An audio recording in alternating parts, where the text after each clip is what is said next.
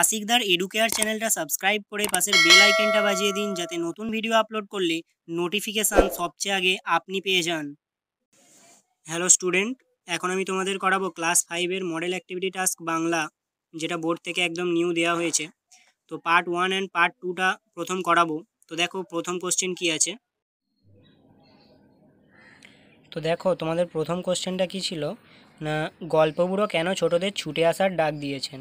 তো উত্তরটা দেখো, গল্পবুড়োর কাঁধের ঝোলাই ছিল মন ভরানো দৈত্যদানব, যক্ষীরাজ, রাজপুত্র ও পক্ষীরাজের গল্প। কড়ির সারবাঁধা পাহাড়, হিরেমানিক, সোনার কাঠি সহ কেশবতী নন্দিনীর গল্প ছিল তার ঝোলাই। এই গল্প শোনাবে বলেই গল্পবুড়ো ছোটদের ডাক দিয়েছেন। তো এর পরের কোশ্চেনটা কী ছিল না, লাডাখে জওয়ানদের ঘাঁটিতে বুনো হাঁসেরা কী করেছিল। তো উত্তরটা দেখো, উড়ে যেতে যেতে একটি হাঁস আহত হওয়ায় নিচে নেমে আসে, অপর একটি হাঁস তাকে অনুসরণ করে। লাডাখের জওয়ানরা হাঁস দুটোকে তাদের ঘাঁটিতে নিয়ে যায় ও সেবা যত্ন করে। মুরগি রাখার খালি জায়গায় তারা থাকতো এবং টিনের মাছ, তরকারি, ভুট্টা, ভাত, ফলের কুচি ইত্যাদি খেত। এরপর ছিল এতোয়া কিভাবে সারাদিন ঘুরে বেড়ায়। তো উত্তরটা দেখো, এতোয়া কোনো এক হাটবারে হাটের দোকানির দোকান ঝাঁট দিয়ে বিনিময়ে একটা বস্তা চেয়ে নেয়। তারপর আমবাগানে গরু চড়াতে চড়াতে কুড়িয়ে নেয় টক আম, কাঠ, মেটে আলু ও শাক। তারপর সে গরু নিয়ে ডুলং নদী পার হয়ে চড়ে গিয়ে ওঠে। তারপর খানিকটা এগিয়ে চলে যায় সুবর্ণরেখা নদীতে, বাঁশের বোনা জাল পেতে দেয়। তো দেখো এর পরের কোশ্চেনটা আছে, বিমলার অভিমানের কারণ কি। তো উত্তরটা দেখো, বিমলা একটি ছোট্ট মেয়ে, কিন্তু তবুও সে সবার সব কাজ শোনে। মায়ের পূজার ফুল তুলে আনা, ছোট ভাই অবনীকে সামলানো, নোটে শাককে ছাগলের হাত থেকে বাঁচানো, দাদার পাতে নুন এনে দেওয়া, মায়ের পানের চুন দেওয়া প্রভৃতি কাজ সে করত। কিন্তু খাবার সময় তাকে কেউ মনে রাখে না। দাদা ও ভাই বেশি ক্ষীর পায়, তাই বিমলার অভিমান হয়েছে। তো এরপরে পাঁচেরটা দেখো কি আছে। তো এবার দেখো শব্দ ও পদের পার্থক্য কোথায়। তো উত্তরটা দেখো, অর্থপূর্ণ ধ্বনি ও ধ্বনি সমষ্টি শব্দ, অর্থাৎ অর্থপূর্ণ ধ্বনি যখন পাশাপাশি বসে অর্থ প্রকাশ করে তখন তাকে বলে শব্দ। একটি শব্দ প্রকাশ করে একটি বা একাধিক অর্থ বা ভাব। একটি শব্দ প্রকাশ করে একটি বা একাধিক অর্থ বা ভাব, যেমন ক যুক্ত, অ যুক্ত, ল যুক্ত অ, এগুলো মিলিয়ে কি হয়, কলম। কলম একটা কি না শব্দ, এর মানে কি না এর দ্বারা লেখা হয়, কিন্তু এটা কোনো পদ না। আর পদ কাকে বলবো না, বিভক্তিযুক্ত শব্দমাত্রই পদ, এবং বাক্যে ব্যবহৃত প্রত্যেকটি শব্দই এক একটি পদ। যেমন কলমের সাথে এ যোগ করলে কি হয় না কলমে। এখানে প্রত্যেক শব্দই পদ, কারণ শব্দগুলো বাক্য ব্যবহৃত এবং বিভক্তিযুক্ত। শূন্য বিভক্তি জুড়লেও হয়। তাহলে আমরা বলতে পারি যে সব পদই শব্দ, কিন্তু সব শব্দ পদ নয়। তো এটা পার্ট 1 কমপ্লিট হলো। তো এবার চলে যাচ্ছি পার্ট 2-তে। তো পার্ট 2-তে একের দাগের কয়েকটা কোশ্চেন আছে, আর দুইয়ের দাগের 3টে কোশ্চেন আছে। তো একের দাগের প্রথম কোশ্চেন কি আছে না, কি আছে মোর তলপিটাই দেখবি যদি জলদি আয়, গল্পবুড়োর তলপিতে কি দেখতে পাওয়া যাবে। তো এটা সরাসরি উত্তরের দিকে যাই, দেখো কি লেখা আছে। তো দেখো, কি আছে মোর তলপিটাই দেখবি যদি জলদি আয়, গল্পবুড়োর তলপিতে কি কি দেখতে পাওয়া যাবে। তো উত্তরটা দেখো, গল্পবুড়ো কবিতায় গল্পবুড়োর কাঁধে যে তলপি বা ঝোলা রয়েছে তাতে নানা রকম মন ভালো করা গল্প রয়েছে। বিভিন্ন রূপকথার গল্প, যেমন দত্তিদানব, পক্ষীরাজ, তেপান্তর, যক্ষীরাজ, হীরামানিক, কড়ির পাহাড়, ময়নামতি, কেশবতী নন্দিনী প্রভৃতির গল্প রয়েছে। তো গল্পবুড়োর যে কাঁধে তলপিটা ছিল তাতে কি কি ছিল না, এত ধরনের রূপকথার গল্প ছিল। এরপরে দুইয়ের দাগের দেখো। তো দেখো দুইয়ের দাগের কোশ্চেনটা আছে, এমনি করে সারা শীত দেখতে দেখতে কেটে গেল, বুনো হাঁস গল্প অনুসরণে শীতকালটির বর্ণনা দাও। তো দেখো সরাসরি উত্তরে চলে গেলে দেখা যাবে যে লীলা মজুমদারের লেখা বুনো হাঁস গদ্যাংশটিতে দেখা যায় শীতের শুরুতে এক ঝাঁক বুনো হাঁস উত্তর থেকে দক্ষিণের গরম দেশে যাচ্ছিল। তাদের মধ্যে একটি হাঁসের ডানা জখম হওয়ায় উড়তে না পেরে শীতে থরথর করে কাঁপতে কাঁপতে নিচে নেমে পড়ল লাদাখে জোয়ানদের ঘাটির কাছে।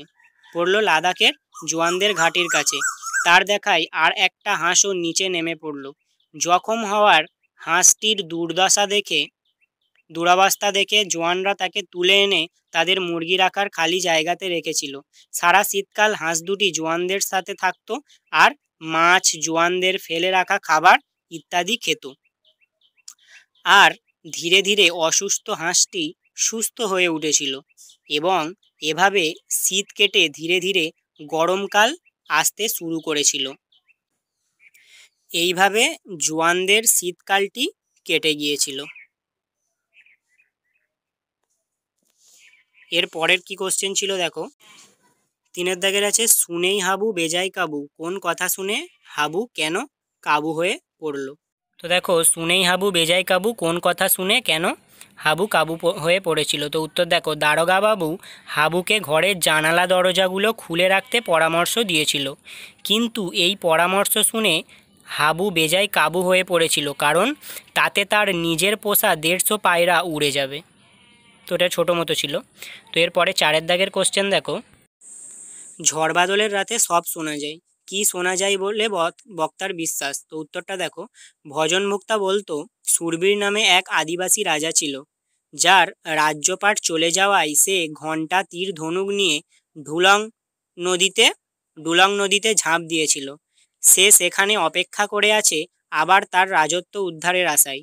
তার গর্জন আর ঘণ্টার আওয়াজ এখনও ঝড় বাদলের দিনে শোনা যায়। এরপর 1.5 কি আছে? 1.5 দেখো, ছিটকিনিটা আস্তে খুলে পেরিয়ে গেলাম ঘর, তার পরবর্তী পরিস্থিতির কথা পাখির কাছে ফুলের কাছে কবিতা অনুসরণে লেখো। তো উত্তরটা দেখো, কবি প্রকৃতিপ্রেমিক মানুষ।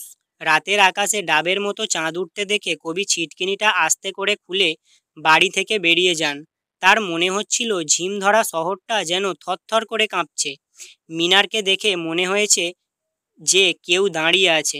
দরগাতলা পেরোতে তিনি দেখেন একটা উটকো পাহাড় তাকে ডাকছে। লালদিঘির পাড়ে জোনাকিদের দরবার বসতে দেখেন। দিঘির কালো জল, ফুল, পাখিরা সবাই কবিকে বলেন কবিতা শোনাতে। কবিতার পকেটে ছড়ার বই বের করে নিজের মনের কথা খুলে বলেন ফুল পাখিদের কাছে। এবার দেখো 1.6 কি বলেছে, খাবো না তো আমি কথাটি বিমলার অভিমান কবিতায় কতবার ব্যবহৃত হয়েছে? কথক কেন বারবার কথাটি উচ্চারণ করেছে? তো দেখো উত্তরটা, খাবো না তো আমি কথাটি কবিতায় 4 বার ব্যবহৃত হয়েছে। তাহলে কবিতায় কতবার ব্যবহৃত হয়েছে? না 4 বার ব্যবহৃত হয়েছে। এবার কেন বারবার উচ্চারণ হয়েছে সেটার উত্তর দেখো, বিমলা নামের একটি ছোট্ট মেয়ের অভিমানকে ব্যক্ত করার জন্য কথাটি ব্যবহার করা হয়েছে। বিমলা সারাদিন ছোট বড় অনেক কাজ ও ফরমাস শোনে। পূজার ফুল তোলা, দুরন্ত খোকাকে সামলানো, নোটে গাছকে ছাগলের হাত থেকে বাঁচানো, দাদার পাতে লবণ দেওয়া, চুন এনে দেওয়ার মতো সব কাজ, এখানে হবে চুন দেওয়ার মতো সব কাজ সে করে, কিন্তু খাবার সময় বিমলাকে কেউ মনে রাখে না, তাই সে অভিমান করে বলেছে যে সে খাবে না। তো এটা হলো 1.6। এবার চলে যাই 2 দাগের। দেখো 2 দাগের কয়েকটা ব্যাকরণ দিয়েছে। 2 দাগের 2.1টা দেখো, ঠিক উত্তরটি হলো বলে কয়েকটা অপশান দিয়েছে। তো ওখানে ঠিক উত্তরটি হবে উৎযুক্ত মেষ উন্মেষ। প্রথম অপশানটাই হবে উৎযুক্ত মেষ উন্মেষ। এর পরেরটা দেখো, গাঢ় নীল আকাশ মাথার ওপর, গাঢ়র তলায় দাগ দেয়া আছে, আর এই দাগ রেখাঙ্কিত পদটি কি সেটা জিজ্ঞাসা করেছে। তো এই তলায় দাগ দেয়া গাঢ় কথাটি কি হলো? না এটা বিশেষণের বিশেষণ। কি হবে? না বিশেষণের বিশেষণ। এর পরেরটা 2.3 কি আছে? 2.3 আছে সন্ধি বিচ্ছেদ করো পরিষ্কার। তো ওটা উত্তর হবে পরিযুক্ত কার।